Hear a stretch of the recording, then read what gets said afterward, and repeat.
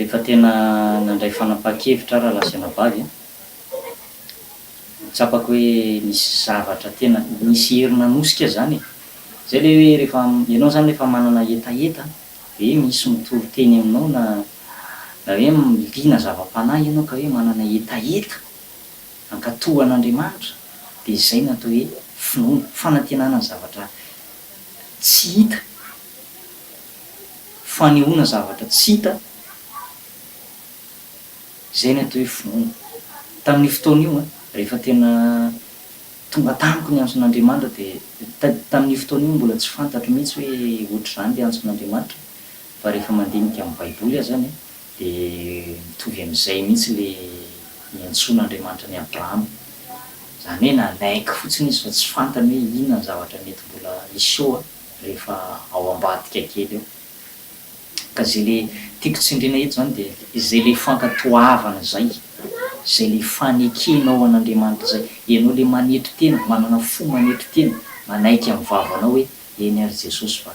manomboka androany dia hanompo anao aho. Izay ny tadiavin'Andriamanitra ny raha lasina bavy voasoratra amin'ny Romanina 10:5 dia milaza amin'ay satria raha manaiky an'i Jesosy ho tompo amin'ny vavanao ianao ary mino amin'ny fonao fa Andriamanitra efa nanangana azy tamin'ny maty dia ho vonjena ianao, fa mivavanao anekena azahoana famonjena, amin'ny fo minoana azahoana fahamarinana. Ianao zany rehefa manaiky amin'ny vavanao ianao hoe Jesosy manaiky androany fanompo anao, mino amin'ny fonao ihany koa ianao fa Jesosy ny tena zanak'Andriamanitra, le lalam-pamonjena na nahavitra antsika nandony ny vidiny rehetra Andriamanitra, nandatsaka ny rany Jesosy, ny ainy mihitsy. Ny raha dia tandindony ny aina, ny raha dia tahaka ny aina mihitsy, nandatsaka ny rany zany Jesosy, midiky zany nafoy ny aina izy, nandatsaka ny ainy mihitsy mba hividianana antsika, hividianany azy, hividiananao hiala teo ampelantanan'ny Satana. Efa nalohany Jesosy ny vidiny, anjarako sy anjaranao ny mandray an'le famonjena. Misy ten'Andriamanitra any amin'ny Efesiana 4:7-7 any milaza ny ten'Andriamanitra hoe raiso izy ny famonjena ho fiarovan-doha sy ny tenin'Andriamanitra sabatra mifana. Raisina zany le famonjena. Ianao zany dia tsy mila hoe mbola andeha hividina hoe mbola anao an'izao mbola anao hiezaka anao an'izao. Zay mahatonga an'le hoe raha mbola tsy voavonjy ny olona, raha mbola tsy manana an' Jesosy tsika moa hoe tsy manaratsy na iza na iza fa zao misy karazana fivavahana hoe le asa soa indray zany no ataony be dia be nefa izy mbola tsy manana an' Jesosy. Ahoana olona manao ahoana moa no lazaina fa hoe manana an' Jesosy, nandray an' Jesosy? Ny olona nandray an' Jesosy zany dia ny olona nandray ny herin'Andriamanitra. Baiboly dia milaza amin'io fa zay rehetra nandray azy dia nomeny hery ho tonga zanak'Andriamanitra dia izay mino ny anarany. Zao natoko voalohany dia 2:20. Ny olona nandray an' Jesosy zany dia ny olona nandray ny herin'Andriamanitra io, ary io herin'Andriamanitra io mamotika fahotana, mahatonga azy lasa tsy mahay manota, lasa zanak'Andriamanitra. Ka be dia be ny olona manao asa soa nefa mbola ny fahotana mbola atao ihany, dia lasa tsisy valeurany amin'Andriamanitra izy, lasa tsy mikaonty le asa soa zay ataonao. Izay le hoe tsy amin'ny fiezahantsika hoe anao an'ity dia voavonjy ny fanako, hiezaka anao asa soa dia amin'izay mba hisy sitrany mba hamindra fo amiko Andriamanitra. Tsy zay mihitsy le azahoana famoram-po sy famelan-kelo, tsy zay mihitsy le azahoana fahazonantoka mandrakizay, fa ianao nandray an' Jesosy misy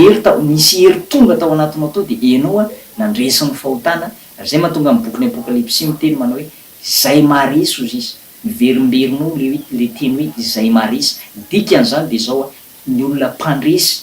miditra any amin'ny fiainana mandrakizay. Ary Jesosy ary milaza ao Mateo 5:17-20 izao ny voasoratra: eto ambonyity vato lampy ity Jesosy no ahoroko ny fiangonako, ary ny vavadiny elo tsy haresy azy. Misy nefa ny olona mbola resy ny vavadiny elo, resy ny fahotana, fahafatesana ny tambony ota. Raha mbola miainao anatin'ny fahotana ny olona dia mbola fahafatesana, mbola mitoetra anatin'ny fahafatesam-panahy izay. I Adama sy Eva raha tsy nankatony ten'Andriamanitra, raha nanota teo anatin'Andriamanitra dia tsy fahafatesana ara-batana akory ny tian'Andriamanitra vazaina, fa fahafatesana ara-panahy.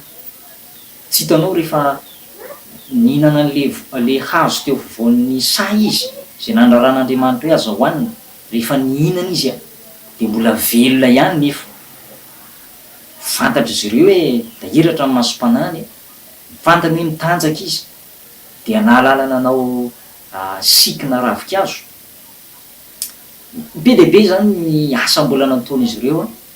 taoriana ny nanany an'le hazo le voan'ny hazo a teo avoan'ny sa zany hoe tsy maty teony eo zany izy raha ilaza eto hoe fahafatesana fahafatesana ny fahafatesana ny tambony ota de le salerana le tambony ota zany a de fahafatesana ara-panahy le izy ara-panahy ka ny tiako lazaina moa de hoe be deaibe ny olona miezaka manao asa soa be deaibe ny olona miezaka manao an'ity manao an'roa manao an'ny zatsy manao an'ny zaroa nefa tsy le tena famonjena ny voarainy tsara le raha ohatra ka hoe manao asa soa ianao e fa ny prioritaire mila apetraka foana efa nianarantsika tamin'ny lesona manaraka nitsiny hoe prioritaire amin'ny fanjakan'Andriamanitra ny prioritaire de ny fibebahana fitoriana amin'ny olona raha mpanompon'Andriamanitra izy de mitory amin'ny olona ny fibebahana mampiainy olona ny tenin'Andriamanitra marina zay le voasoratra amin'ny Jeremia 7:22 raha nijoro tamin'ny torohevitra izy Andriamanitra de nampiainy oloko ny teniko ary nampiverina azy tamin'ny lalandisony na tamin'ny faratsiny natao zany hoe misy zany zay prioritaire zay fitoriana ny tenatenin'Andriamanitra marina raha mpanompon'Andriamanitra izy fa raha olona indray izy olona hitoriana teny de ny prioritaire tompoko de ianao mibebaka mandray an' Jesosy matsapa fa voavela heloka matsapa fa voavonjy de zay vao manaraka am'izay ny vokatry ny fanahy de ao amin'ny fahatsarana rehetra fitiavana fifaliana fiadanana famira-panahy be deaibe izy ao amin'ny Galatiana 5:22 reny zany de zavatra secondaire reny asa soa hoe fanomezana mahandry zavatra secondaire reny fa tsy reny ny base andraisana famonjena tsy reny akory ny fototra ho fahazonantoka any amin'ny fiainana mandrakizay fa zavatra secondaire reny zany hoe zavatra tsy lara-pahamena reny zany a de vokatra amin'ny fanahy fruit de l'esprit zavatra vokara amin'ny fanahy masina reny rehefa tonga ao aminao le herin'Andriamanitra herin'ny fanahy masina ka tsapa mihitsy a rehefa tena manaiky ny olona anankiray satria iverinao am'le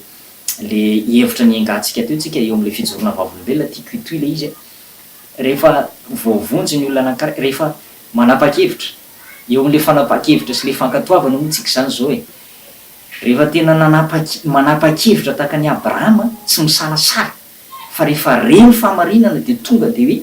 tena Andriamanitra ny teny amboko zany tena Andriamanitra tena manomana lalam-pamonjena amboko zany tena Andriamanitra efa mamangy azy zany tenin'Andriamanitra zany de raha amin'iny ianao manapa-kevitra sy hoe tena hoe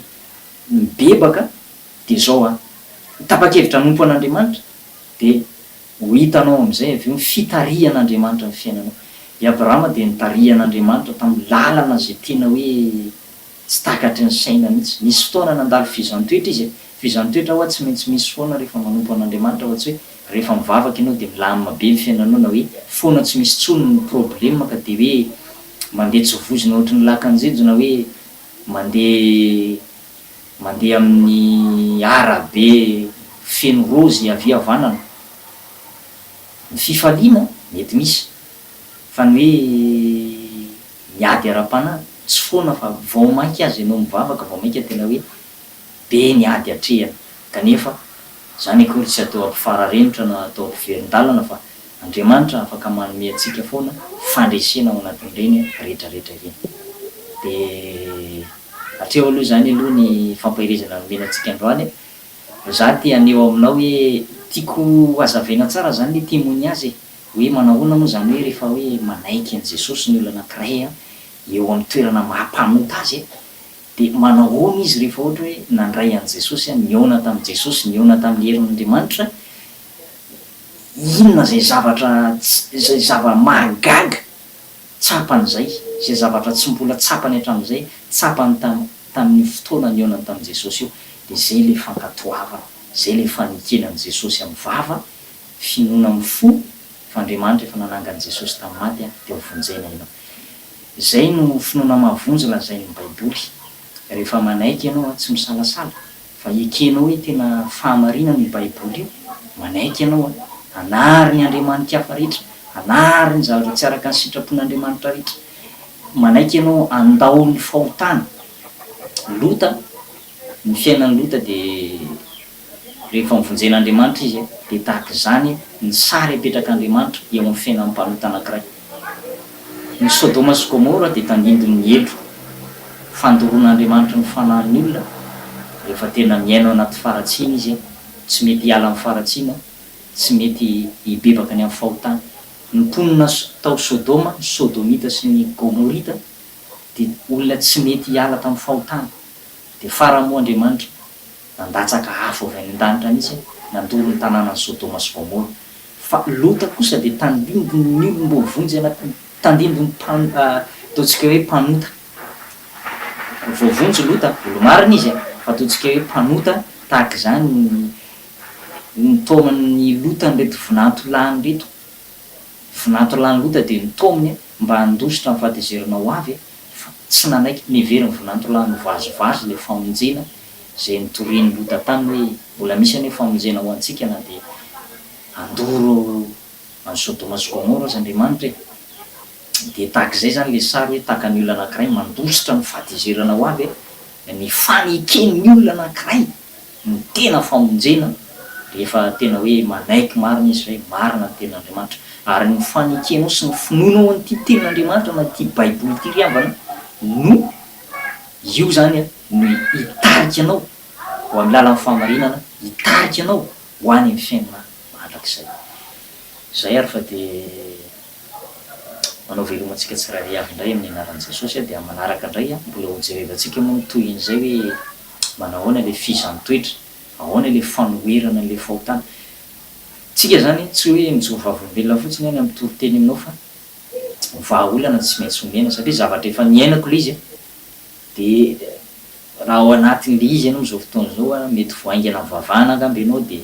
tena mijaly mihitsy ianao fanoherana fahotana hoe raha zao no izy raha ohatry zao le mivavaka aleoko tena tsara ihany tsy mivavaka aleoko ihany tsy nanapa-kevitra fa aza manenina ny amin'ny famonjen'Andriamanitra anao. Fa fizan'ny toetra tsy maintsy misy foana fa ny vahaolana ihany koa de ometsika eto hoe inona ny vahaolana tokony atao zany mba ahatonga anao ho voatahiry amin'ny fahasoavana, mba ahatonga anao ho mpandresy mandrakariva. De santionany ihany moa no omeko anao eto fa afaka mikaroka ianao, afaka mihaino radio ianao afaka misy koa toriteny be de be any amin'ny internet maro isan-karazany any amin'ny Google, any amin'ny YouTube, be de be ny sehatra ahafahanao mihaino toriteny ahafahanao mitahiry sy miazona miaim-panahy. Ao koa moa indrindrandrindra ny fivoriana sy any am-piangonana de mandre torolalana sy fampahirezana foana de tohizo foana zany ny fanapahan-kevitra. Aza manenina ny amin'ny fanapahan-kevitra fa tohizo ny dianao mandroso foana fa ny olona mandroso no miaraka amin'Andriamanitra. Andriamanitra tsy naman'izay mihebotra fa naman'izay mino ho amin'ny famonjena ny fanahy. De zay zany fa de mipetraka mandram-piona amintsika tsirairay avy indray.